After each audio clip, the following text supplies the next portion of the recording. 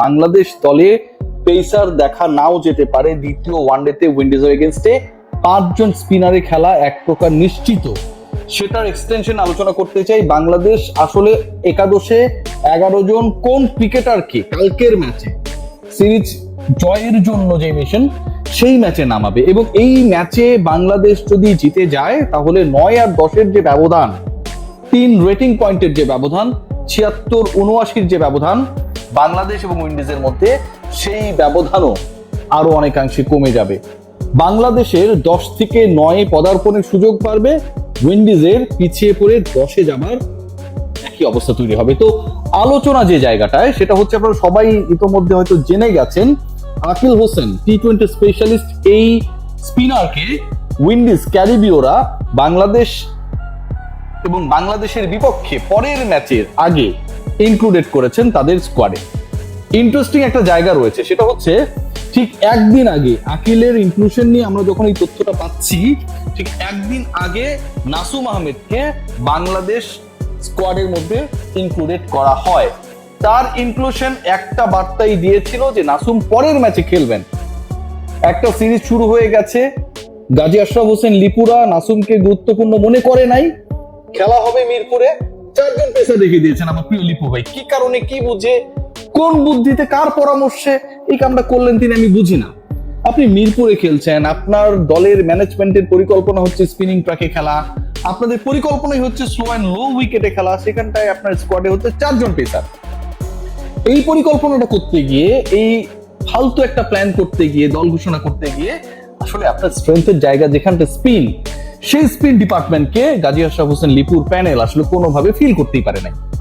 এবং ফিল করতে যখন তিনি পারলেন না, লিপু ফিল করতে না পারলেও ফিল করলেন ফিল সিমন্স, মেহেদী হাসান মিরাজ, তারা নাসুম আহমেদকে ইনপুট করলেন। এবং তারপরে সেই ফিলিং এতটাই ছড়িয়ে গেল, উইন্ডিজ যে ম্যানেজমেন্ট রয়েছেন, কন্টিনজেন্ট রয়েছে, তারা হচ্ছে তাদের স্পিনার আকিলকে, তার ইনক্লুশনকে গুরুত্বপূর্ণ মনে করলো বিফোর দ্য আদার 2 ম্যাচেস।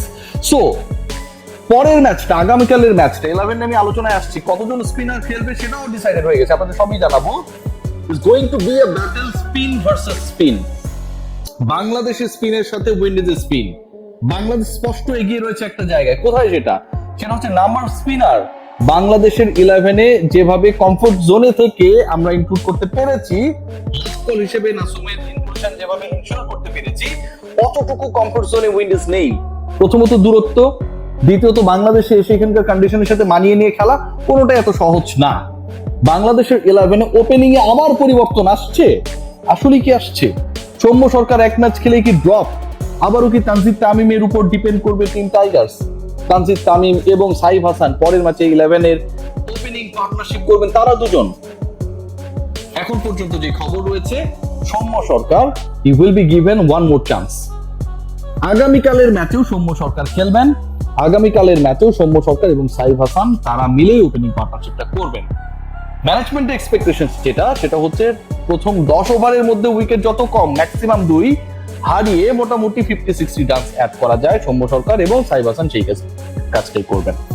3, 4, 5, 6, 7 এই যে এর পরে আমি 5টা স্পট নিয়ে কথা বললাম, সেই স্পটে আলোচনায় আসার আগে 5 জন স্পিনার খেলছে সেটা একটু আপনাদেরকে ক্লিয়ার করে দিই। দেখুন, সাইফ হাসান হিমসেলফ স্পিনার এবং কার্যকর স্পিনার, সেটা তিনি প্রমাণ করেছেন। বল হাতেও, বল ঘোরানোর ক্ষেত্রেও তার মনসিয়ানা রয়েছে।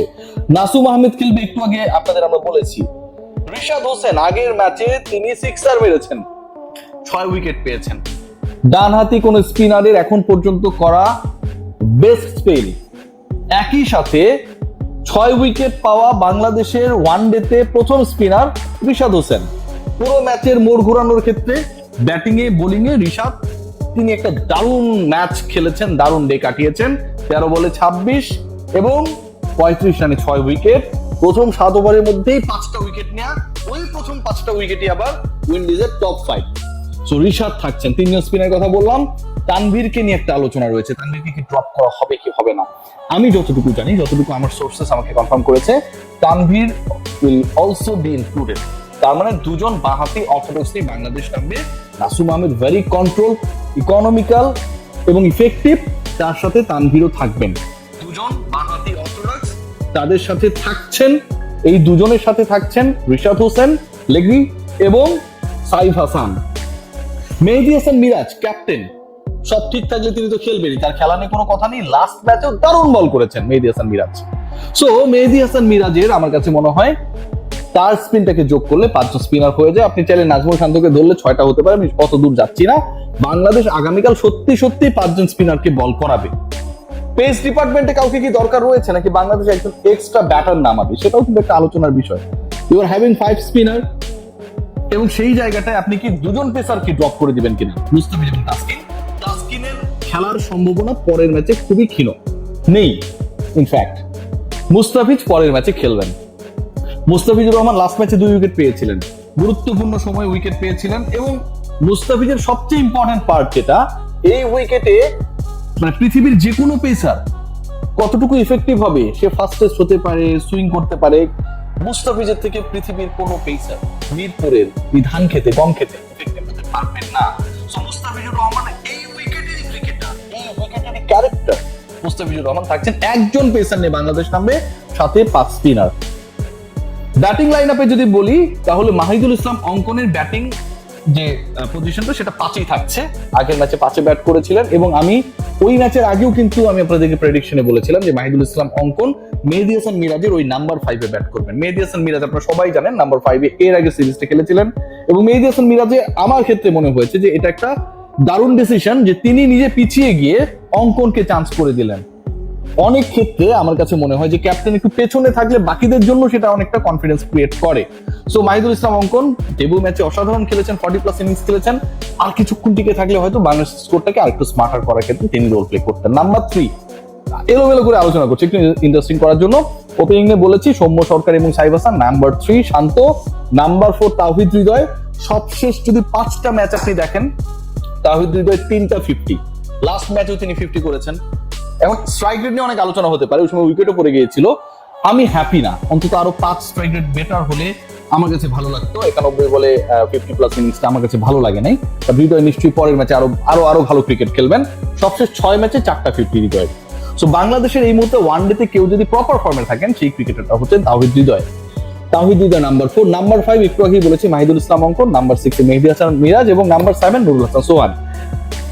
আপনারা যদি একটু রিকল করে দেখেন যে 5টা উইকেট, প্রথম 5টা উইকেট উইন্ডিজের বাংলাদেশ পেয়েছিল, সেই 5টা উইকেট রিশাদ হোসেন পেয়েছিল, তার 3টাতেই নুরুল হাসান সোহানের দারুণ ইনভলভমেন্ট ছিল।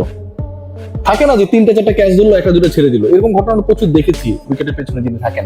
বাট সোহান লাস্ট ম্যাচে যেভাবে উইকেটের পেছনে তার সার্ভিসটাকে অ্যাপ্লাই করেছেন, আমার কাছে মনে হয় যে নুরুল হাসান সোহানের ব্যাটিংটাই যদি বাংলাদেশ একটু উপকৃত হয়, নেক্সট ম্যাচে নিশ্চয়ই সোহান সেটা চেষ্টাও করবেন, তাহলে সবকিছু অন্যরকম হওয়া সম্ভব। এই দলটা অনেক ব্যালেন্স হওয়া সম্ভব।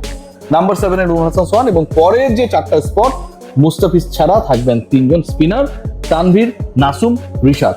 সো ওভারঅল বাংলাদেশের যে টিম হতে যাচ্ছে পরের ম্যাচে, অবশ্যই সৌম্য সরকার থাকছেন, সাইফ হাসান থাকছেন, নাজমুল হোসেন শান্ত থাকছেন, তারপরে তাওহিদ হৃদয় 4টা হয়ে গেল। Number 5 Ankon, number 6 Miraz, number 7 Sohan, number 8 Rishad, number 9 Tanvir, number 10 Nasum, and the 11 of the 11 is Mustafizur Rahman. Let's see what happens. Tomorrow is going to be a big fight. Spin versus spin.